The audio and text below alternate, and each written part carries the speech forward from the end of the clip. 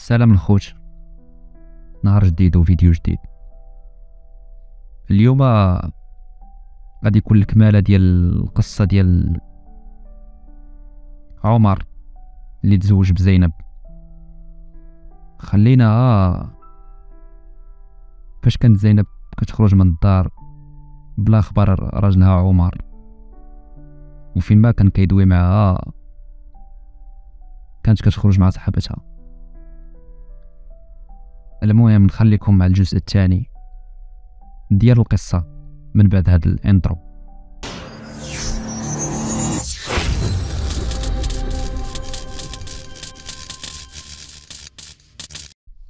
زينب هاد صاحبتها كانت خارجة الطريق بزاف، وحاولت نهضر مع زينب تبعد عليها وباللي هي مرا مزوجة وتجلس في دارها وتقابلها، ولكن كانت ديما تنوض تغوت وتقول باللي داك صاحبتها هي اللي عمرها تفرق عليها. تخيلوا معايا، جربت معها الهضره ما بغاتش، وجربت معها العصا وهي عاد ما كتزيد تعواج، وصابر النكيره اللي ما كيتسالاش تبدلات بزاف. وكانت صاحبتها ديما كتقول ليها فرقي عليك داك عمر ما يصلحش ليك، غير مزلوط، شوفي شي واحد اللي يليق بيك واللي شبعان فلوس. زينب في الاول ما كانت كتسمع ليها، ولكن من بعد فحال بدات كتدخل داك تخربيق راسها، بحال حطيتي زينب وهزيتي زينب اخرى. وفيما نهضر معاها تقول لي ماشي سوقك، ندير اللي بغيت. صافي بحال ولات حتى هي خرجت الطريق وتلاقى مع الرجال، تمشي تسهر وعطيها غير القصاير، ما تجي حتى نصاصة الليل وتلقاني نعست عييت ديال بصح. وانا هادشي كامل كنشوف فيه وساكت.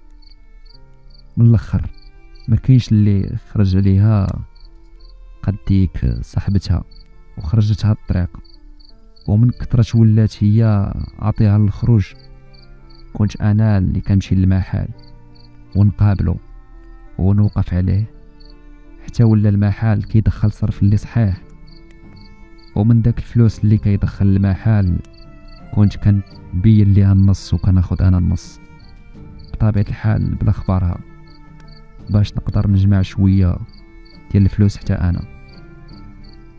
المهم من بعد زينب سمعت راه باباها مريض بزاف وتزادت عليه الحالة بزاف. مشينا شفناه وتسامح هو وبنتو، بعدا يمشيو القلوب صافية بيناتهم. ملي رجعنا للدار وصلتنا الخبر باللي بابا زينب مات. مشينا عزينا زينب، دمرات ديك الساعة بزاف حيت باباها هو الوحيد اللي عندها. وقفت معاه في داك المحنة اللي دازت منها، واخا ما كانتش تستاهل على داكشي اللي ولات كدير، ولكن قلت دبر راسها سوقها هذاك. المهم كنت مرة نعيط الوالدين ديالي ونسول فيهم، وكانت كل مرة الوالدة مسكينة قلبها كيتقطع حيت شحال ما شافتني. وفين ما كتقول لي نجي عندك كنت نحبسها ونقول ليها ماشي دابا، بين ما قديت اموري. ما علينا، لقيت راسي جامع واحد البركة ديال الفلوس اللي كنت ناخد من المحل بلا خبار زينب. مشيت شريت واحد المحل ودرت بروجي ديالي خاص بيا، داكشي ديال البيع والشراء. صراحة كانت الحركة محركة بزاف، يعني كانت الحركة مزيانة بزاف، الفلوس داخلة خارجة، وهادشي بلا ما تعرفو زينب، حيت بصح الامور بيناتنا بدات كتخربق ووصلنا لواحد النقطة اللي ما ليها رجوع. ملي وليت نشوف مراتي كتخوني قدام عيني ونشوفها ولات عطيها غا الدوران وانا صابر غا على ود فلوس، اللي عندها، وصابر حتى ندير شي حاجه راه صافي. المهم المحل اللي حليت غادي مزيان، وفتره ما طويلاش بزاف قدرت ندير داري. اذا ما بقى عندي لاش نزيد نصبر على ديك المراه وفعيلها. مشيت قصدت المحامي ودفعت الطلاق، وقلت باللي كاينه خيانه زوجيه. حتى هي جات على قلبها ملي سمعت غادي نطلقوا.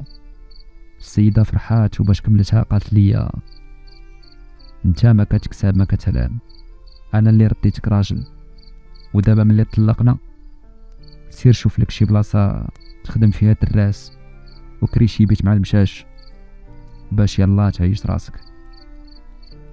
الصراحه انا الهضره ما ضرتنيش، بقيت كنضحك وما جاوبتهاش وصافي طلقنا.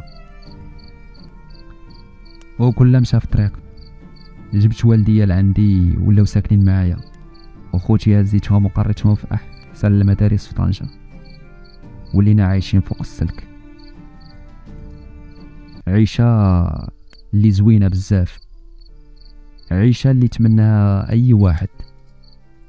وزينب ملي عرفات هادشي قالت بلي نصبت عليها وعيات ما تجري وتقلب غا منين جتني، ولكن والو. من بعد نسيت داك العيشة ديال العروبية ودوك المعاناة اللي كنت فيها، وليت عايش بخير.